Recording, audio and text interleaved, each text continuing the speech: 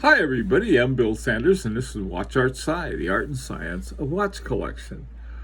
Today what I want to do is that I want to take a look at the lowest priced Grand Prix d'Horlogerie de Genève category and see what we can pull out of there. It's called the challenge category for the GPHG Challenge Award.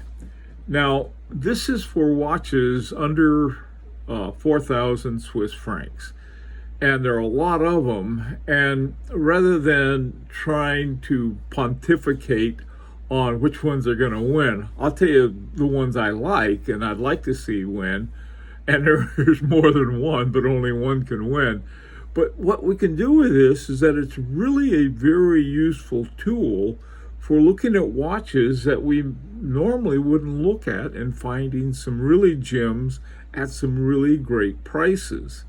Now, the first category is quartz and electronics, and I gotta tell you, I'm passing on them all. Now, this next category, what I did, I divided them into frequencies, and then when we got to the 4 Hertz, put them all in the same category and based them on prices. Most of them are 4 Hertz, and so I thought, well, we'll put them in categories. Now, the first one is my favorite frequency, which is 2.5 Hertz, and all of the great watchmakers use this. Philippe Dufour has all of his stuff is 2.5 Hertz. Kerry Wooten-Lannon, Roger Smith, you name it, they all had that. So this is why it's my favorite. And 3 watches in here, and of them, my favorite is called the Cola Brica design. It's only $1,550, but it's a Russian watch, and this is in their write-up about it. This is what they said. They said the first copy was made by order of the employees of the Russian Institute of Blood in order to work beyond the Arctic Circle, where a 24-hour time indication is required. I would say that's so cool. I was in Russia a few years ago in the middle of the summertime, and they have what they call white nights, and everything is, 9, 10 o'clock at night. It looks almost like late afternoon, and I can imagine what it's like on the other north of the Arctic Circle. But this is sort of this looks like a cool, interesting watch. I don't have a watch with 24-hour dial on it. I thought that'd be sort of cool. So that's, of the watches of this group, this is the one I like the best. The other ones are pretty cool too, and they're relatively low priced. All right, now this next group is the 3 Hertz group, and there are a lot of watches in this group that I really like. The one that I probably like the best is Louis Arand. This has got a Peizu 7001. It's an ETA now. ETA bought it, and it's a regulator, and it's done with Alain Silberstein, and it's just a sort of a funky, cool looking watch, and I like it a lot. And this is one that I think it's got a good chance of doing something because of its uniqueness.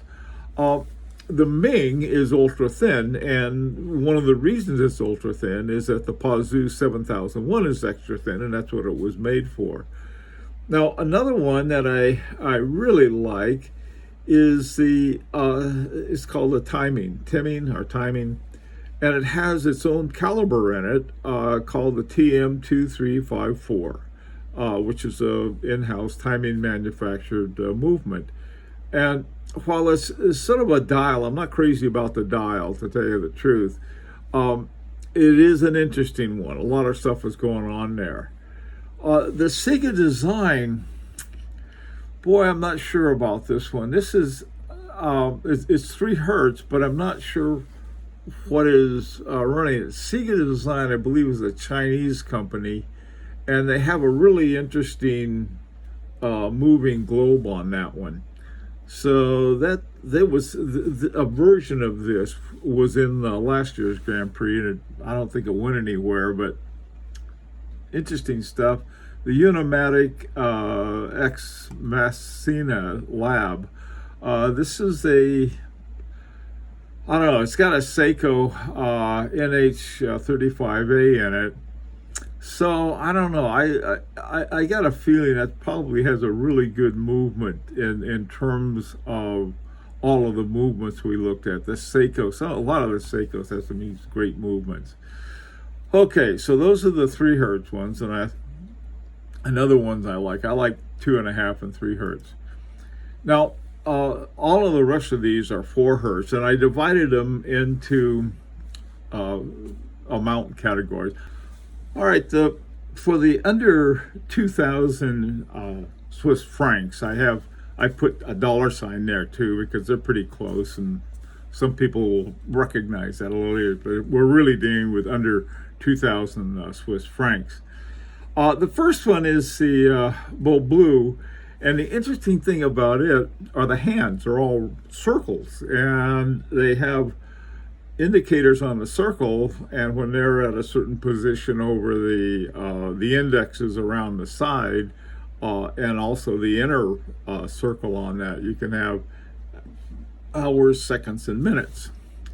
Now, one of all of these on this page, the under 2,000 in this group, I think I like the Emile Croiret, the best. Lac Lemon classic chronometer. The main reason I like it is a chronometer. I think it has some kind of ETA base to it, but still, for the price under 2,000 bucks, it's pretty good. Now, the Chrono Tokyo by Jaime Asoka. This is one that essentially is pretty much a dial designed by Asoka. And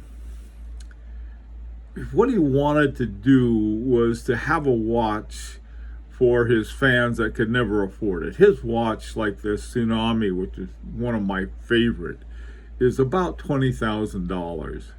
And so he wanted to have one for his fans. This one's around $1,500, something like that.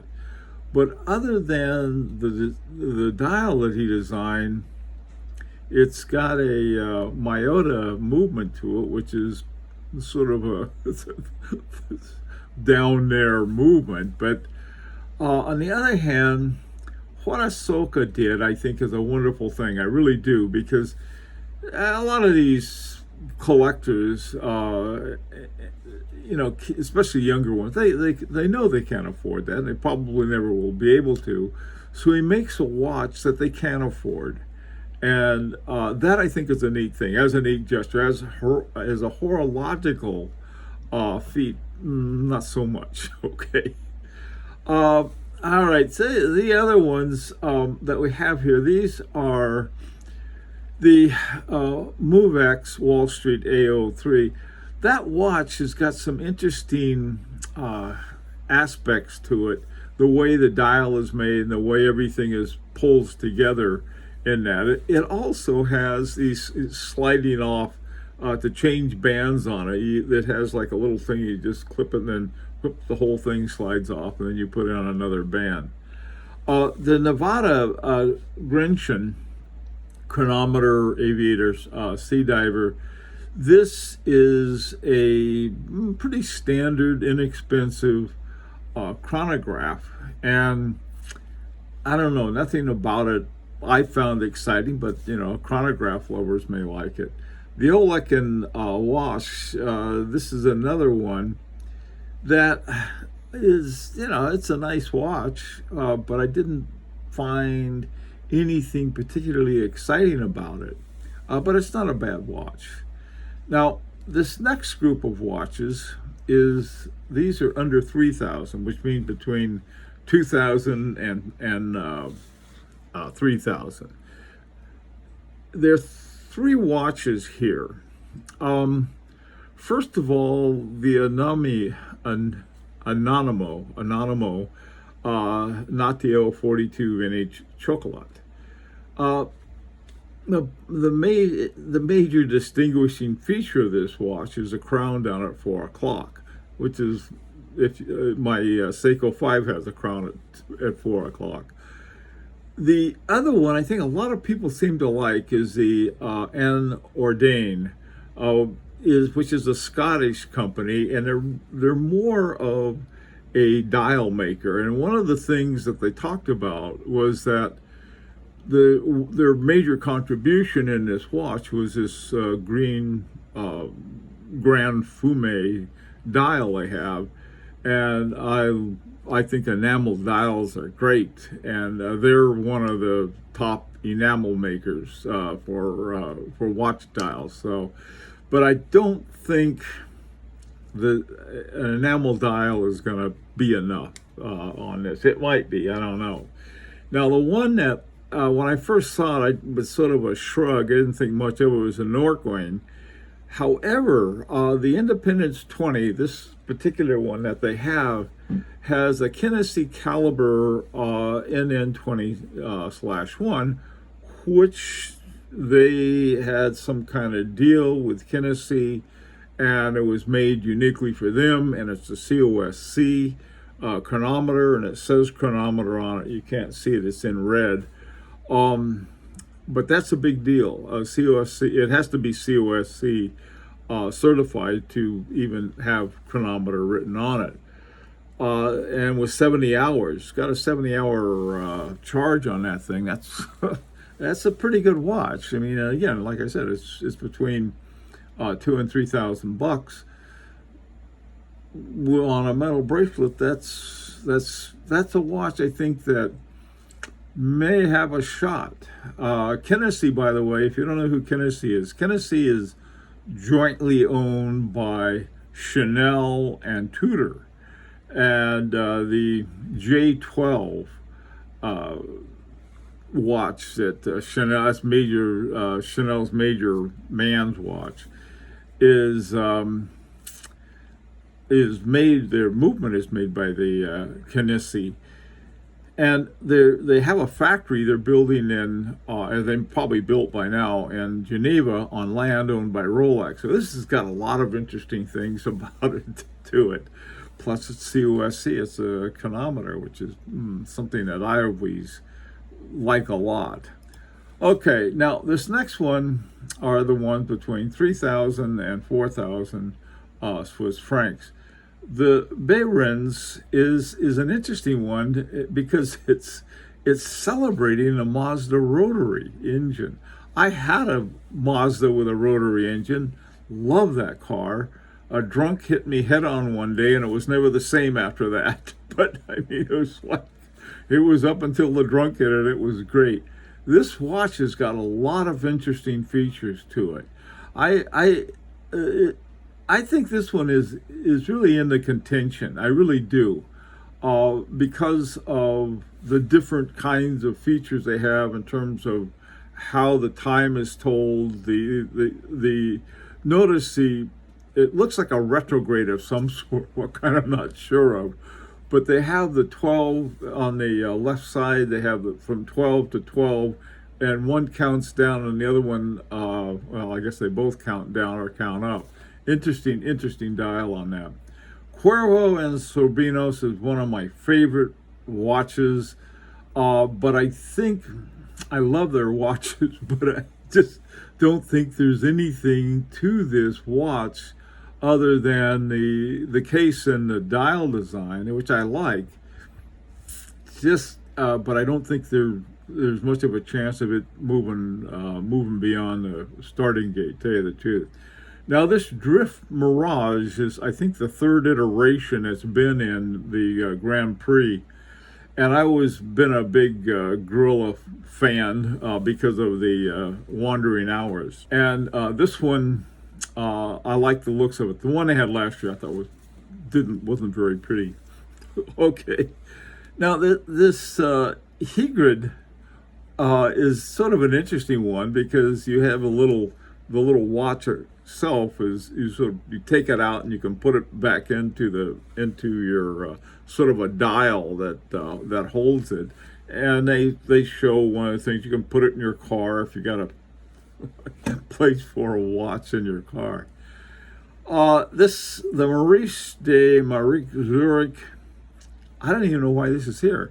This is for 4,000 Swiss francs and under, and this one was 5,200. It's got a wild dial on it and everything, and it's it looks like a chronograph, but I have no idea why in the world they included that watch. I really don't. So that's that. Now, this group is it looks like it's got some very, very interesting ones. I have a soft spot for Opium because I've copied their way of putting a watch together. What Opium gets a lot of really interesting stuff and puts it together. And they have some watchmaking talent, I think, in dial design, and even that hand they have, the big arrow, is one of their designs. And I am very, very interested to see how they do. I hope they do well. Not only do I like them as a company, they're honest and they tell you everything what's going on to their watch, and they use good stuff. The cases by Vouten Lannon and Kalin.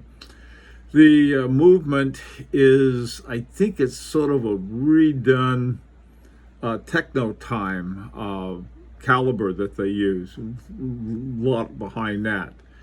Now the Reservoir GT Tour Blue Edition I really like because it's got two things I like. It's got jumping hours and retrograde minutes. It's just something I happen to like. The judges may like it too, but like I said, it's more my own way.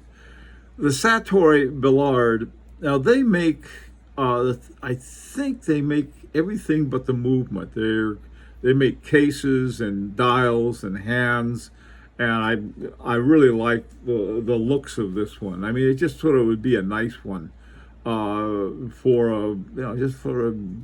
like a nice office watch or something like that.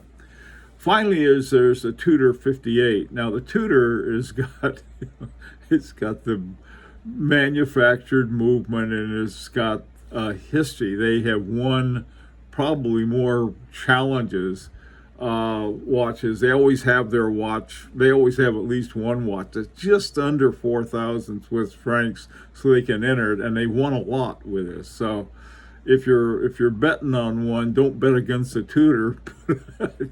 I don't know if they're going to go for that again. Anyway, well, listen, this has been a long one, and so I'd really like to hear your opinion. With 31 entries, it's very hard to predict, and especially get, yeah, it's got to be this one. Too many interesting watches in this. But I would like to hear what you have to say and what you think. Till next time, this is Bill Sanders for Watch Art Side of the Art and Science of Watch Collection.